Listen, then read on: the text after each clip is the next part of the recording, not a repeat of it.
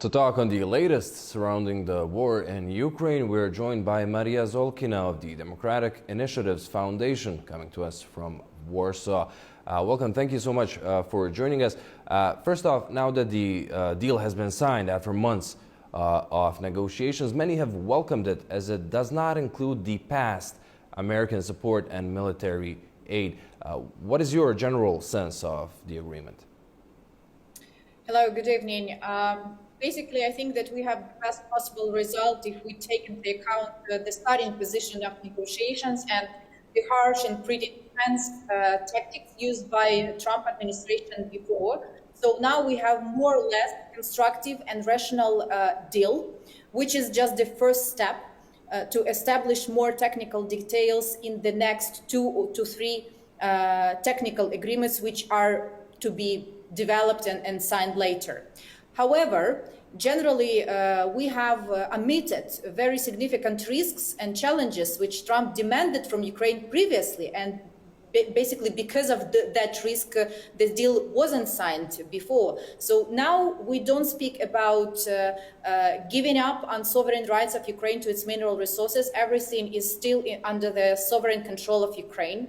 We don't speak about the obstacles for Ukraine's EU membership aspirations. It's directly said in the agreement that there will be no obstacles for that, and in case at some point there will be problems with this fund functioning on the one hand and EU membership requirements to Ukraine, the EU membership requirements will have a priority for Ukraine.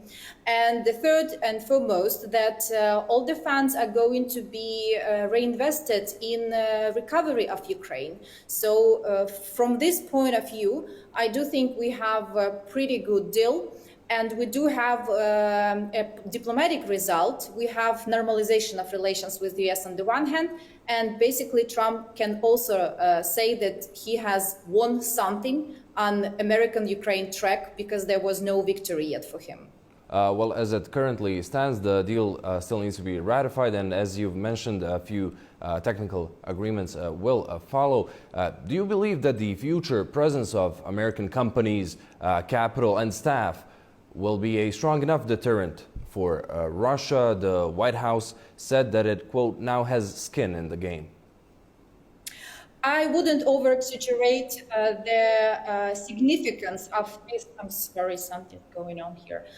I wouldn't over-exaggerate the agreement as the kind of security guarantee for Ukraine, because US is trying in all possible ways to avoid any kind of direct security guarantees for Ukraine. And I don't see any evidence that this agreement per se will stop Russia from trying to attack Ukraine again, even if at some point there is a political declaration of a ceasefire. This agreement will not stop any attacks. Moreover, if there is a high dynamics of hostilities and warfare on the ground, this fund will not start operating, because all the projects on the ground will be basically seized or postponed in terms of timeline, in case the hostilities are still going on. So I do think this has economic and diplomatic significance for US-Ukraine relations, but will not significantly impact the process of looking for a resolution with Russia. As the war rages on, both Kyiv and Moscow say they're open for diplomacy. However, Moscow hasn't accepted the American proposed 30-day ceasefire that Kyiv has. Moscow unilaterally announced a 3-day ceasefire in May in honor of Victory Day, which Ukraine called an attempt at manipulation. Now, Washington had earlier said it will abandon its peace efforts if no progress is made very soon. Do you see room for any substantial progress to be made soon?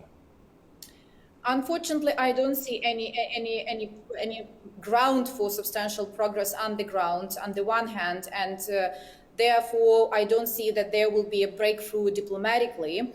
Unfortunately, Trump has been caught by his own declared desire to have a fast fast and pretty broad agreement, which will not be supported by specific system for monitoring or verifying even a ceasefire. What even to say about the broader peace deal, which is absolutely not possible at this moment.